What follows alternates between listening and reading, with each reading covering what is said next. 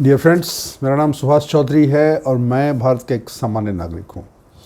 आज का वीडियो बहुत इंपॉर्टेंट है हमारे सीनियर सिटीजन फ्रेंड्स के लिए, दोस्तों के लिए, मित्रों के लिए। और सारे मित्र, वो सारे फ्रेंड्स, ऐसे सारे जन जिनकी उम्र 50 से ऊपर हो गई है, 55, 60 या उससे ऊपर हो गई है, उन सब के लिए, 65 के ऊपर हो गई है, उन सब के लिए वीडियो बहुत ही इंपॉर्टेंट है, बहुत ज़रूरी है। आज हम बात करेंगे बहुत इंपॉर्टेंट चीज़ की, एक चेक की बात करेंगे, रियल लाइफ चेकिंग की बात करेंगे। आपको पता होना चाहिए कि आप कितना फ़िट हैं, कितना हेल्दी हैं, कितना सही हैं, क्या प्रॉब्लम है या आप बिल्कुल फ़िट हैं, इसकी हम बात करेंगे। हम ऐसे 7 संकेत की बात करेंगे, 7 ऐसे निशानी की बात करेंगे जो आप व्यक्तिगत जीवन में चेक करके बता सकते हैं कि आपकी उम्र कितनी होगी। जी हाँ, उम्र कितनी होगी श्योर तो नहीं बोल सकते हैं, लेकिन ये पता चल जाएगा कि आप 70, 75, 80, 85, 90 कितने साल आपकी उम्र हो सकती है। ये चेक हो सकता है अगर आप कुछ संकेत हैं जिसको अगर आप नोटिस करेंगे, उस पर ध्यान देंगे, तो ये आपको पता चल सकता है। देखिए, शरीर जो है ना, अगर आपका फिट है तो वो लंबी यात्रा के लिए तैयार है। अगर शरीर आपका अनफिट है तो वो लंबी यात्रा नहीं कर पाएगा। तो ऐसे 6-7 संकेत की बात हम करेंगे जिससे हमें पता लगेगा कि हमारा शरीर कितना फिट है और हम कितने फिट हैं, हमारी हेल्थ कितनी अच्छी रहेगी और हमारी आयु कितनी रहेगी, हम कितने बरस ज़िंदा रहेंगे, कितने साल हमको, अगर कोई ऐसी एक्सीडेंटल चीज़ें छोड़ दें या कोई ऐसी बीमारी हो गई तो और बात है, लेकिन इन जनरल हमारी लाइफ कैसी रहेगी ये हम पता कर सकते हैं। तो आज हम बात करेंगे ऐसे 6-7 संकेत की, सिग्नल्स की, साइंस की, जो आप खुद चेक कर सकते हैं। सबसे पहला चेक है आपके चलने का तरीका। आप जो वॉक करते हो, आप जो मूव करते हो, आप जो चलते हो, वो कैसे चलते हो, बहुत इम्पोर्टेंट है।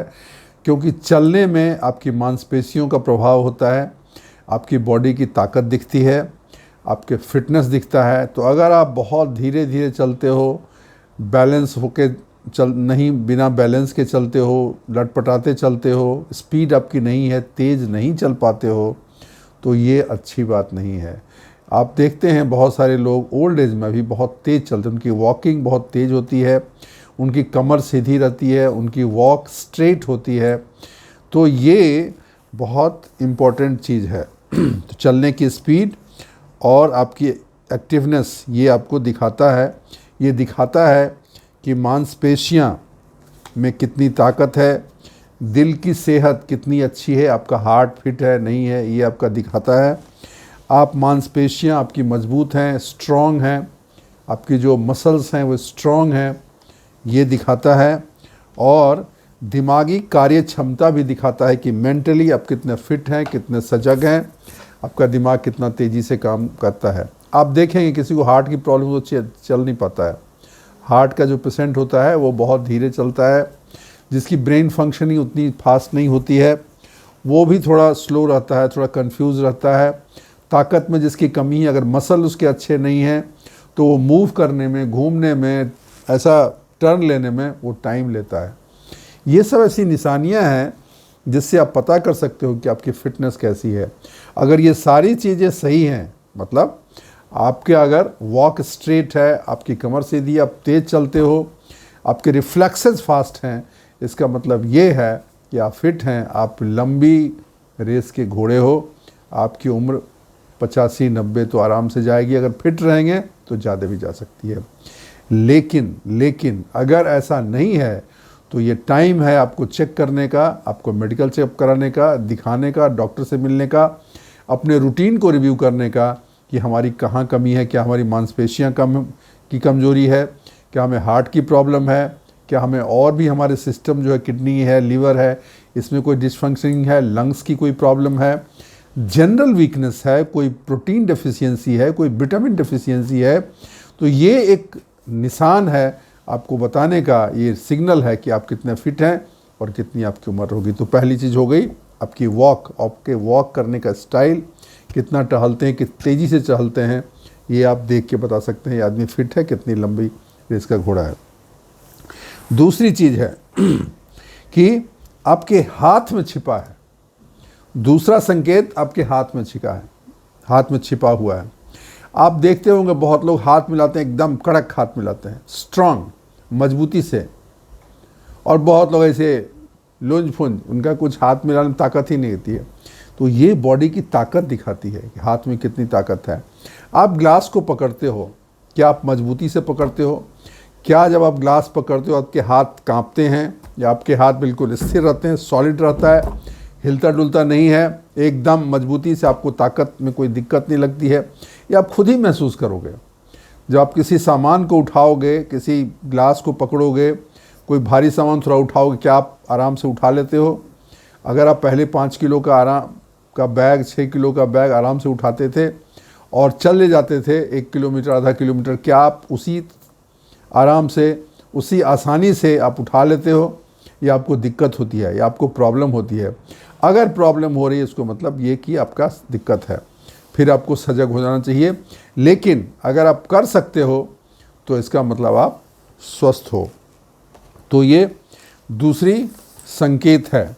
मजबूत पकड़ मतलब मजबूत मांसपेशियां, बेहतर नर्वस सिस्टम, बेहतर ब्लड सर्कुलेशन और शरीर की ताकत, ये इस चीज़ को दिखाता है। अगर मजबूत पकड़ वाले हैं तो उनकी हार्ट प्रॉब्लम, उनको न्यूरोलॉजिकल प्रॉब्लम, इन दोनों का खतरा बहुत कम है। हार्ट प्रॉब्लम और न्यूरोलॉजिकल प्रॉब्लम, न्यूरोलॉजिकल मतलब ब्रेन से रिलेटेड, और हार्ट से मतलब हृदय से संबंधित, इस तरह की बीमारियों का उनका खतरा बहुत बहुत कम है। हाथ मिलाने में, सामान उठाने में, सामान पकड़ने में कमजोरी आपकी कमज़ोर मांसपेशियों को बताता है। इसके लिए आपको टहलने, हाथ पैर की एक्सरसाइज, अलग अलग एक्सरसाइज हैं, बहुत सारे व्यायाम हैं, बहुत सारे योगासन हैं, वो आपको करने चाहिए। वेट एक्सरसाइज करना चाहिए और इससे आपको मजबूती मिलेगी। तो ये दूसरी चीज़ हो गई कि आप किसी चीज़ को कैसे होल्ड करते हो, ये आपकी ताकत को दिखाता है, आपकी हेल्थ को बताता है। तीसरी चीज़ है, बहुत इम्पोर्टेंट है, इसको तो आप ज़रूर करके देख लेना, अभी वीडियो ख़त्म होने के बाद आप देख लेना। आप एक पैर पे खड़ा रह के देखो, कितनी देर खड़ा रह सकते हो आप एक पैर पे? क्या 15 मिनट, 12 मिनट से ऊपर आप खड़े रह सकते हो बिना हिले डुले, बिना किसी दूसरे चीज़ का सहारा लिए हुए, बिना कांपे हुए? क्या आपका स्ट्रेट एक पैर पे आपका बॉडी बैलेंस होता है? अगर हो रहा है, 15-20 मिनट से, 15-20 सेकेंड से ज़्यादा आप खड़े रह सकते हो, इसका मतलब आपकी काफ़ी चीज़ें ठीक हैं। आपका मसल ठीक है, आपका बैलेंसिंग ठीक है, आपका नर्वस सिस्टम ठीक है, आपकी बाकी चीज़ें ठीक हैं। बैलेंस करना सिर्फ पैर की मजबूती नहीं बताता है, बल्कि इससे आपके मस्तिष्क, नर्वस सिस्टम और मांसपेशियों की मजबूती भी प्रदर्शित होती है। अगर बैलेंस बिगड़ता है, इसका मतलब कि मांसपेशियों की ताकत कम हो रही है, बॉडी और माइंड में कोऑर्डिनेशन की दिक्कत है, और ये कमज़ोरी है, और ये बहुत ख़तरनाक है। क्योंकि अगर ये कोऑर्डिनेशन नहीं है, अगर बैलेंस प्रॉपर नहीं है, तो कभी छोटी से चीज़ से टकरा के भी आप गिर गए तो आपकी हड्डी के टूटने का खतरा है। क्योंकि ओल्ड एज में 65-70 के बाद अगर हड्डी टूटती है तो बहुत तकलीफ है, उसको जोड़ने में बड़ी प्रॉब्लम होती है। तो दोस्त मित्रों, ये एक बहुत बड़ा चेक है कि आप क्या एक पैर पे खड़े हो सकते हो और कितनी देर खड़े रह सकते हो, इसको ज़रूर आप चेक कर लेना। तो हमने 3 चीज़ें आपको बता दी। पहली चीज़, आपके वॉक की style, whether it is straight, it is reasonably fast, it is confident. अगर ऐसा है तो ठीक है, अगर नहीं है तो देखना पड़ेगा। दूसरी चीज़, how you hold the things, how you pick up the things. Wait कैसे उठाते हो, पहले कैसे उठाते थे, अभी कैसे उठाते हो? क्या उसमें आपको दिक्कत हो रही है? तो फिर आपकी मांसपेशियाँ कमज़ोर हैं, आपके हार्ट की प्रॉब्लम हो सकती है, इसलिए इन चीज़ों को चेक कराएं। और तीसरा हमने बताया, एक पैर पे खड़ा होने का अभ्यास करके देखिए कितनी देर आप खड़े हो सकते हो। ये हो गई 3 चीज़ें मुख्य हो गई, और 3-4 चीज़ें हैं जो आपके ओवरऑल हेल्थ और ओवरऑल लाइफ के बारे में इंडिकेट करता है। चौथी चीज़ है, नींद आपको आती है क्या? आप जैसे पहले सो जाते थे, अभी क्या सो जाते हो? गहरी नींद आती है? ऐसे बुज़ुर्गों को बोलते हैं कम नींद आती है, लेकिन फिर भी उनको जब नींद गहरी आती है तो ये हेल्थ की निशानी है। इसको फॉर ग्रांटेड नहीं लेना चाहिए कि आप रात भर अगर जगे रहते हो तो ऐसा मान के मत चलें कि आप ठीक हैं और ओल्ड एज में नींद कम होती है, ऐसा नहीं सोचना चाहिए। अनलेस अनटिल प्रोस्टेट की प्रॉब्लम है, जिसमें कि बाथरूम बार बार जाना पड़ता है तो उसमें तो समझ में आता है, लेकिन उसके अलावा अगर प्रोस्टेट का प्रॉब्लम ज़्यादा नहीं है और फिर भी आपको नींद नहीं होती है, रात भर जगे रहते हो, तो ये आपको दिखाना पड़ेगा।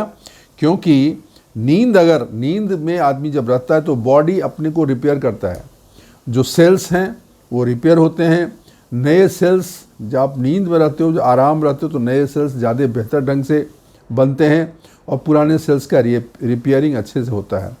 आपको अच्छी नींद आएगी तो आपकी याददाश्त अच्छी रहेगी और आपकी इम्यूनिटी भी स्ट्रॉन्ग रहेगी।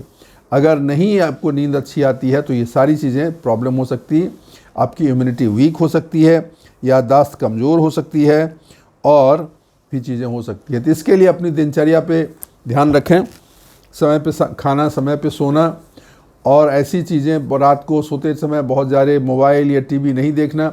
क्योंकि अगर बहुत आप टीवी मोबाइल देखते हो, लोगों की आदत होती है, मैं भी देखता हूँ ऐसे लेकिन ज़्यादा मोबाइल देखने से दिमाग को एक मैसेज जाता है कि अभी दिन ही है, उतनी रोशनी देखने से ना, तो उनको अगर आप बहुत मोबाइल देखते हो तो आपको रात में सोने में दिक्कत होगी।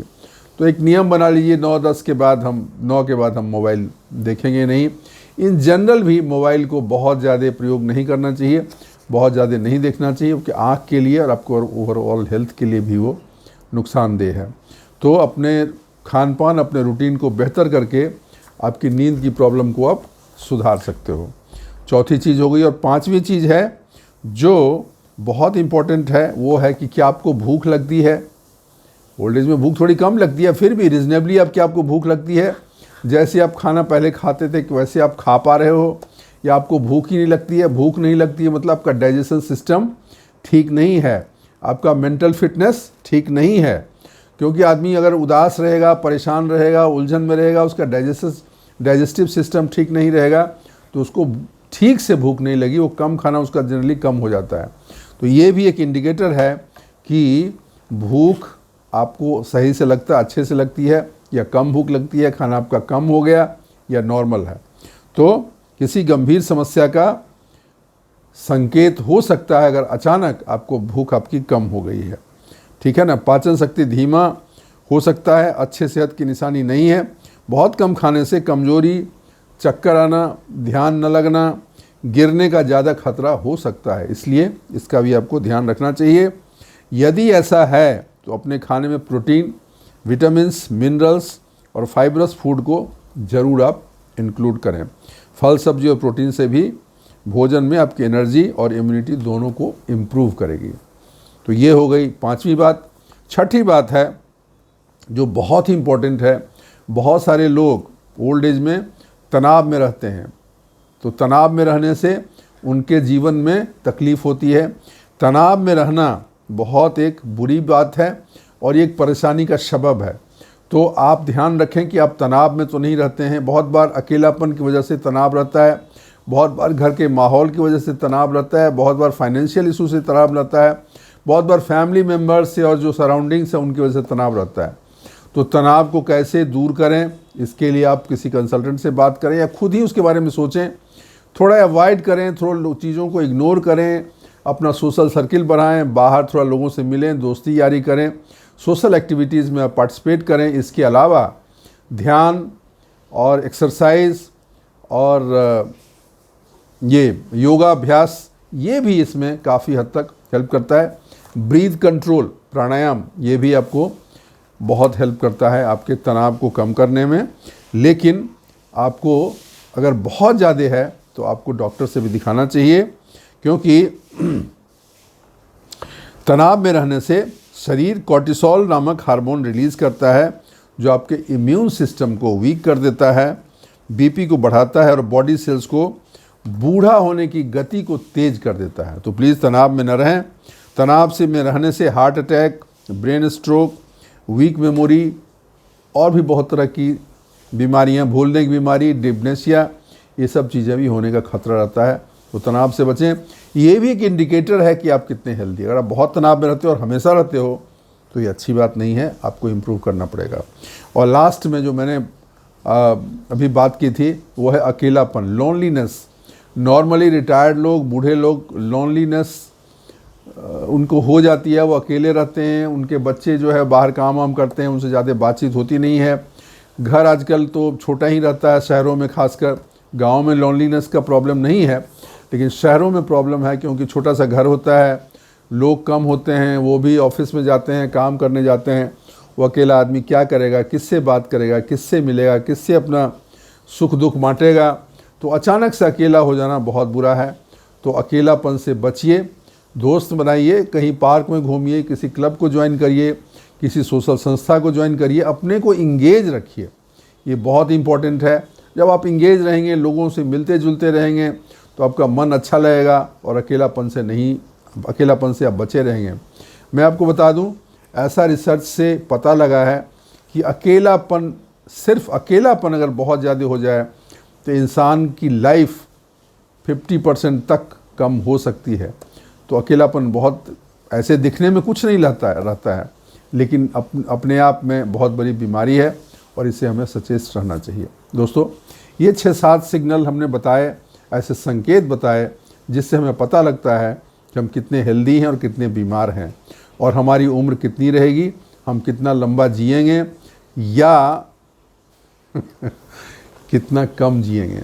तो दोस्तों, इन चीज़ों पर ध्यान रखें, इन संकेतों को नज़र रखें, इसको चेक करके देखते रहें, और अगर कहीं कुछ प्रॉब्लम है तो उस पर काम करें, तभी आप ठीक रहेंगे। वीडियो अगर अच्छी लगी हो तो लाइक करिएगा, चैनल को सब्सक्राइब ज़रूर कर दीजिएगा, दोस्तों के साथ शेयर करिएगा और अपने कमेंट्स अवश्य डालिएगा। आज के लिए बस इतना ही। थैंक यू, शुक्रिया, धन्यवाद।